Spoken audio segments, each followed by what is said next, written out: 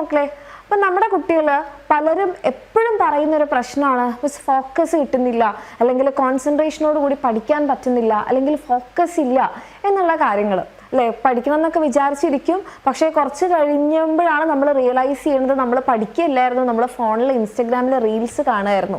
ഏതോ ഒരു മൊമെന്റിൽ നമ്മൾ ഫോൺ എടുത്തു, നമ്മൾ ഇൻസ്റ്റഗ്രാം കാണാൻ തുടങ്ങി, പിന്നെ നമ്മൾ പഠിക്കുകയാണെന്നുള്ളൊരു ബോധം തന്നെ വിട്ട് നമ്മൾ ഇങ്ങനെ റീൽസ് കണ്ട് ഒരു 1 hour 2 hour ഒക്കെ കഴിയുമ്പോഴായിരിക്കും അയ്യോ ഞാൻ പഠിക്കാനിരുന്നതാണല്ലോ എന്ന് ചിന്തിച്ചത്. അങ്ങനെ സമയമൊക്കെ പോയി, പിന്നെ ആകെ ഒരു കുറ്റബോധം, ഞാൻ പഠിക്കാൻ വിചാരിച്ചിട്ട് ഞാനത് ചെയ്തില്ലല്ലോ. അങ്ങനെ ആ ഒരു ദിവസം അവസാനിപ്പിക്കുന്ന കുറേ പേരുണ്ടാവും.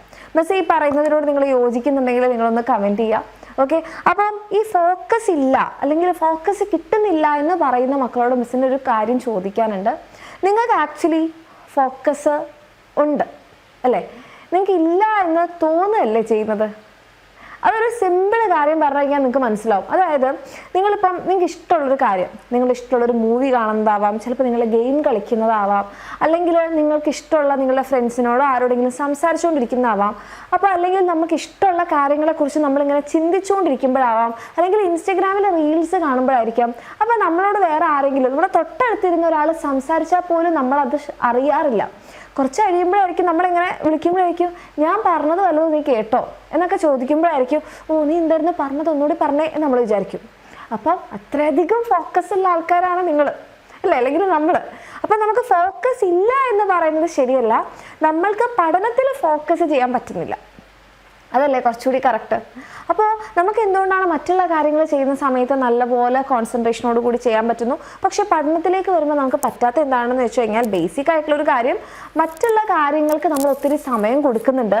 അതിങ്ങനെ ചെയ്ത് അതിലൊരു ഇഷ്ടം നമുക്ക് കൂടും. എങ്ങനെ ഇഷ്ടം കൂടുന്നേ? നമ്മളൊരു കാര്യം കണ്ടിന്യൂസ് ആയിട്ട് ചെയ്യുന്ന സമയത്ത് നമ്മുടെ ബ്രെയിനിൽ ഡോപ്പമീൻ്റെ റിലീസ് ഉണ്ടാവും. ഈ ഡോപ്പമീൻ എന്ന് പറഞ്ഞാൽ നമ്മളൊരു കാര്യം ചെയ്ത് ഇഷ്ടമാകുമ്പോൾ നമ്മുടെ ബ്രെയിനിൽ റിലീസ് ചെയ്യുന്ന ഒരു കെമിക്കലാണ്.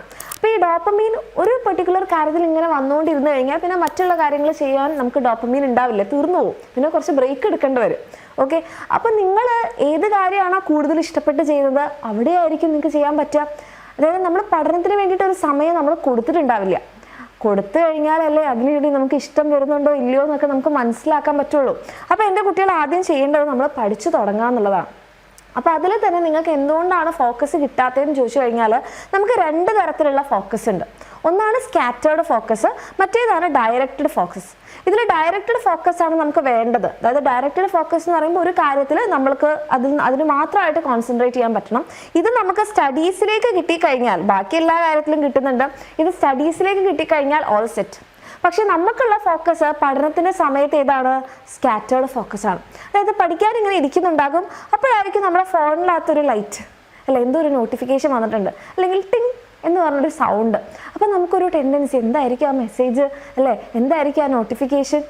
അല്ലെങ്കിൽ നമ്മളിങ്ങനെ പഠിച്ചുകൊണ്ടിരിക്കുമ്പോഴായിരിക്കും അമ്മ വിളിക്കുന്നത്, അതെ ഭക്ഷണം ആയിട്ടുണ്ടേ, നമുക്ക് വിശക്കുന്നുണ്ടെങ്കിൽ നീ വന്നു എന്ന് പറയും. അപ്പോൾ നമ്മൾ വിചാരിക്കും നമുക്ക് ഇതുവരെ വിശന്ന് തുടങ്ങിയിട്ടുണ്ടാവില്ല, ഓ ഭക്ഷണം ആയില്ലേ, അപ്പം നമ്മൾ അതിനെക്കുറിച്ച് ചിന്തിക്കാൻ തുടങ്ങും.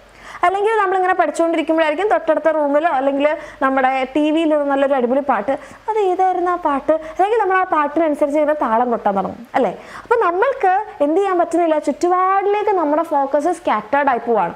അപ്പോൾ അത് നമുക്ക് മാറ്റിയിട്ട് നമുക്ക് നമ്മുടെ ഡയറക്റ്റഡ് ഫോക്കസിലേക്ക് കൊണ്ടുവരണം. അപ്പോൾ നമ്മൾക്ക് ഈ ഒരു ഡയറക്റ്റഡ് ഫോക്കസ് നമ്മുടെ പഠനത്തിൽ കിട്ടാൻ നമ്മൾ ആദ്യം ചെയ്യേണ്ട ഒരു കാര്യം നമ്മൾ ഡിസ്ട്രാക്ഷൻസ് അവോയ്ഡ് ചെയ്യുക എന്നുള്ളതാണ്. ഇതാണ് നമ്പർ 1.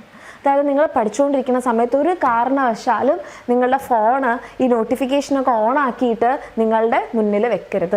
നിങ്ങളിപ്പോൾ ചിലപ്പോൾ ഫോണിലൂടെ, ഇപ്പോൾ നമ്മുടെ ബാച്ചിലുള്ള മക്കളൊക്കെ ആണെങ്കിൽ ലൈവ് ക്ലാസ്സും അതല്ലാത്ത ക്ലാസ്സുകളും വർക്ക്ഷീറ്റും ഒക്കെ ചെയ്തത് ഏതിലായിരിക്കും? നമ്മുടെ ഫോണിലായിരിക്കും. അങ്ങനെയാണെന്നുണ്ടെങ്കിൽ നിങ്ങൾ ബാക്കിയുള്ളതെല്ലാം എന്ത് ചെയ്യണം? ഡിസേബിൾ ചെയ്ത് വെച്ചതിന് ശേഷം മാത്രം എന്ത് ചെയ്യുക? ആ ഒരു ഫോണിൽ ആ കാര്യം ചെയ്യാം.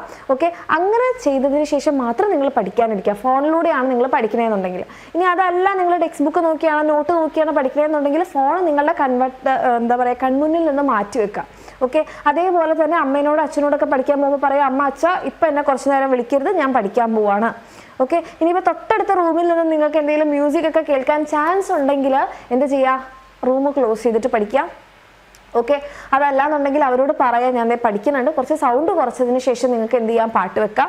ഓക്കെ, ഇനി അതല്ല നമ്മുടെ റൂമിൽ തന്നെ നമ്മുടെ സ്റ്റഡി ടേബിളിൽ നിങ്ങൾക്ക് അനാവശ്യമായിട്ടുള്ള കാര്യങ്ങളൊന്നും തന്നെ വെക്കാതിരിക്കുക. അതായത് ചിലപ്പോൾ അവിടെ എന്തുണ്ടാകും, എന്തെങ്കിലും പേപ്പറൊക്കെ ഉണ്ടാവും, ചിലപ്പോൾ നമ്മുടെ ഫോട്ടോസൊക്കെ ഉണ്ടാവും. അപ്പോൾ ഈ ഫോട്ടോ എപ്പോൾ എടുത്തതായിരുന്നു, അല്ലെങ്കിൽ ആ ഫോട്ടോ എടുത്ത സമയത്തുള്ള സിറ്റുവേഷൻസ് ഒക്കെ നമുക്ക് ഓർമ്മ വരും. അങ്ങനെ നമ്മളെ ഡിസ്ട്രാക്ട് ചെയ്യാൻ സാധ്യതയുള്ള കാര്യങ്ങളൊക്കെ നമ്മുടെ മുന്നിൽ നിന്ന് മാറ്റിയതിന് ശേഷം നിങ്ങളെ പ്രോപ്പറായിട്ട് എന്തിലേക്ക്, നിങ്ങളുടെ പഠനത്തിലേക്ക് മാത്രം കോൺസെൻട്രേറ്റ് ചെയ്യുന്ന കാര്യങ്ങൾ മുന്നിൽ വെക്കാം. ഓക്കെ, പിന്നെ നമുക്ക് വേണ്ട ഒരു കാര്യം എന്ന് പറഞ്ഞിട്ടുണ്ടെങ്കിൽ നിങ്ങളുടെ ബോഡി, നമ്മുടെ മനസ്സും ശരീരവും നമ്മൾക്ക് ഒന്നിലേക്ക് എന്തിനായിരിക്കണം, കോൺസെൻട്രേറ്റ് ചെയ്യാൻ പറ്റണം, പ്രത്യേകിച്ച് പഠനം പോലെയുള്ള കാര്യങ്ങൾ. ഓക്കെ, അപ്പോൾ അതിന് വേണ്ടിയിട്ട് നിങ്ങൾ മനസ്സിലാക്കേണ്ടത് നിങ്ങളുടെ ബോഡി ഹെൽത്തി ആണോ എന്നുള്ള കാര്യം നിങ്ങൾ ചെക്ക് ചെയ്യുക. അതായത് നമ്മൾ ഒത്തിരി ഫാറ്റി ഫുഡൊക്കെ കഴിച്ചിട്ട് നമ്മുടെ ഹെൽത്ത് മോശമാവുന്നുണ്ടെങ്കിൽ അതെന്താവും, നമ്മുടെ ഫോക്കസ് നമുക്ക് കിട്ടില്ല.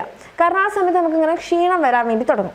പിന്നെ ഹോർമോൺ വൈസ് നിങ്ങളുടെ ബോഡി ഹെൽത്തി ആണെങ്കിൽ, ഫോർ എക്സാമ്പിൾ നിങ്ങൾക്ക് തൈറോയിഡിൻ്റെ ഇഷ്യൂസ് ഇല്ല, വൈറ്റമിൻ ഡിയുടെ ഡെഫിഷ്യൻസി ഇല്ല, വൈറ്റമിൻസിൻ്റെ ഡെഫിഷ്യൻസി ഇല്ല, നിങ്ങളുടെ ന്യൂട്രിയൻസും കാര്യങ്ങളും പ്രോപ്പർ ആണെന്നുണ്ടെങ്കിൽ നിങ്ങൾക്ക് ഈ പറയുന്ന അത് കാരണമുള്ള ഫോക്കസ് നഷ്ടപ്പെടൽ ഒഴിവാക്കാൻ പറ്റും. മൂന്നാമതായിട്ടുള്ളൊരു കാര്യം എന്ന് പറഞ്ഞിട്ടുണ്ടെങ്കിൽ നിങ്ങൾക്ക് പ്രോപ്പർ സ്ലീപ്പ് കിട്ടുന്നുണ്ടോ നിങ്ങൾ എൻഷുർ ചെയ്യുക. പ്രോപ്പർ സ്ലീപ്പ് ഇല്ലെങ്കിലും നമുക്ക് ഫോക്കസ് ചെയ്യാൻ വേണ്ടി പറ്റില്ല. അപ്പോൾ നിങ്ങൾ ഇപ്പോൾ പ്രത്യേകിച്ച് നിങ്ങൾ ആക്റ്റീവ് ആയിരിക്കുന്ന സമയമാണ്, നിങ്ങൾ നല്ല ആക്റ്റീവായിട്ട് പഠിക്കേണ്ട എൻജോയ് ചെയ്യേണ്ട സമയമാണ്. അപ്പോൾ നിങ്ങൾക്ക് പ്രോപ്പറായിട്ടൊരു 6 to 7 hours സ്ലീപ്പ് നിർബന്ധമാണ്. അത് കിട്ടുന്നുണ്ടോ എന്ന് എൻഷുർ ചെയ്യുക. നിങ്ങൾ ഹൈഡ്രേറ്റഡ് ആണോ എന്ന് ചെക്ക് ചെയ്യുക. അതായത് പ്രോപ്പറായിട്ട് നമ്മുടെ ശരീരത്തിൽ വെള്ളം കിട്ടിയിട്ടില്ലെങ്കിൽ നമ്മുടെ ബ്രെയിനിന് നല്ലപോലെ വർക്ക് ചെയ്യാൻ വേണ്ടി പറ്റില്ല. ഓക്കെ, അപ്പോൾ നമ്മുടെ ബോഡീനെ ഹെൽത്തി ആക്കി നിർത്താൻ നിങ്ങൾക്ക് ചെയ്യാൻ പറ്റുന്നത്, അല്ലെങ്കിൽ ഫോക്കസ് കൂട്ടാൻ പറ്റുന്ന നിങ്ങൾക്ക് എക്സസൈസുകൾ, നിങ്ങൾക്ക് മെഡിറ്റേഷൻ ചെയ്യാം. അപ്പം മെഡിറ്റേഷൻ എന്ന് പറയുമ്പോൾ വേറെന്തോ സംഭവമാണെന്നൊന്നും കരുതണ്ട, പലതരത്തിലുള്ള മെഡിറ്റേഷൻ ഉണ്ട്. അപ്പം നിങ്ങൾക്ക് സിമ്പിളായിട്ട് ചെയ്യാൻ പറ്റുന്നതാണ് ഒരു നല്ല സമാധാനമായിട്ടുള്ളൊരു സ്ഥലത്ത് ഇരുന്നിട്ട്, ഓക്കെ, നല്ലപോലെ റിലാക്സ് ചെയ്തിരുന്നിട്ട് കണ്ണടച്ചിട്ട് നിങ്ങൾക്ക് എന്തെങ്കിലും ഒരു കാര്യത്തിലേക്ക് കോൺസെൻട്രേറ്റ് ചെയ്യുക. അതായത് നിങ്ങൾ എന്ത് ശ്രദ്ധിക്കുക, കണ്ണടച്ചതിന് ശേഷം നിങ്ങളുടെ ബ്രീത്തിങ് ശ്രദ്ധിക്കുക, നിങ്ങളുടെ ഹാർട്ട് ബീറ്റ് ശ്രദ്ധിക്കുക. അങ്ങനെ കുറച്ച് നേരം നിങ്ങൾ ഇരിക്കുന്നത് ഒരു മെഡിറ്റേഷനാണ്.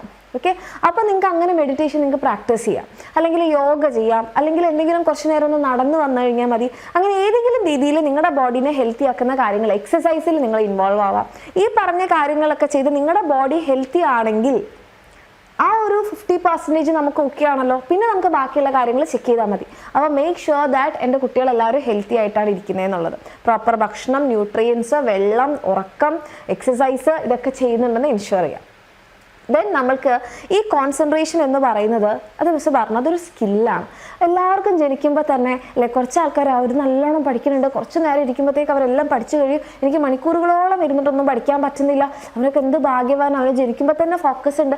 അങ്ങനെ ഒരു സംഭവം ഇല്ല എന്ന് എൻ്റെ കുട്ടികൾ മനസ്സിലാക്കുക. അതായത് ആരും തന്നെ ജനിക്കുമ്പോൾ തന്നെ ഫോക്കസോട് കൂടിയിട്ട് ജനിക്കുന്നില്ല. അത് നമ്മൾ ഡെവലപ്പ് ചെയ്തെടുക്കുന്ന ഒരു സ്കില്ലാണ്. ഓക്കെ, അതിനാണ് മിസ് പറഞ്ഞ ഈ മെഡിറ്റേഷനൊക്കെ നിങ്ങളൊന്ന് ചെയ്ത് നോക്കിക്കഴിഞ്ഞാൽ നമുക്ക് എന്ത് ചെയ്യാൻ വേണ്ടി പറ്റും, കോൺസെൻട്രേഷൻ്റെ ആ ഒരു അളവ് നമുക്ക് കൂട്ടാം. പ്രത്യേകിച്ച് ഇന്നത്തെ നമ്മുടെ ആ ഒരു അവസ്ഥ, നമ്മൾ കുറേ സമയം സോഷ്യൽ മീഡിയയിലാണ്, പ്രത്യേകിച്ച് ഇൻസ്റ്റഗ്രാമിലെ റീൽസാണ്. അപ്പോൾ റീൽസ് നിങ്ങൾ ഏകദേശം എത്ര മിനിറ്റ് കാണാറുണ്ട്? വളരെ ഇൻട്രസ്റ്റിംഗ് ആയിട്ടുള്ളതാണെങ്കിൽ 1 മിനിറ്റൊക്കെ നമ്മൾ കംപ്ലീറ്റ് ആയിട്ട് കാണും, അല്ലെങ്കിൽ നമ്മൾ ഒന്ന് കഴിഞ്ഞ് അടുത്തതിലേക്ക് നമ്മളിങ്ങനെ ഓടിച്ചുകൊണ്ടേയിരിക്കും അല്ലേ. അപ്പം നമ്മൾക്ക് ഒരു റീലിലെ ഒരു 15 സെക്കൻഡ്സ് പോലും നമുക്ക് കുറച്ച് നേരം കണ്ടിരിക്കാൻ പറ്റുന്നില്ല. അപ്പം നിങ്ങളുടെ അത്രയും അറ്റൻഷൻ സ്പാൻ അല്ലെങ്കിൽ നിങ്ങളുടെ ഫോക്കസ് അത്രയും ചുരുങ്ങിക്കൊണ്ടിരിക്കുകയാണ്. അപ്പം നമ്മൾ എന്ത് ചെയ്യണം, ആദ്യം തന്നെ ഇങ്ങനത്തെ സോഷ്യൽ മീഡിയ പ്ലാറ്റ്ഫോംസിൽ ഇങ്ങനെ നമ്മൾ ടൈം കുറയ്ക്കുന്ന, നമ്മുടെ ഫോക്കസ് നഷ്ടപ്പെടുന്ന കാര്യങ്ങൾ നമ്മൾ കുറയ്ക്കണം. ഓക്കെ, അതിനുശേഷം നമ്മൾ ഈ പറയുന്ന മെഡിറ്റേഷനോ കാര്യങ്ങളൊക്കെ ഒന്ന് പ്രാക്ടീസ് ചെയ്ത് കഴിഞ്ഞാൽ, ആദ്യം നിങ്ങളൊരു 10 മിനിറ്റ് കോൺസെൻട്രേഷൻ ചെയ്യാൻ വേണ്ടി ഒന്ന് ട്രൈ ചെയ്ത് നോക്കുക.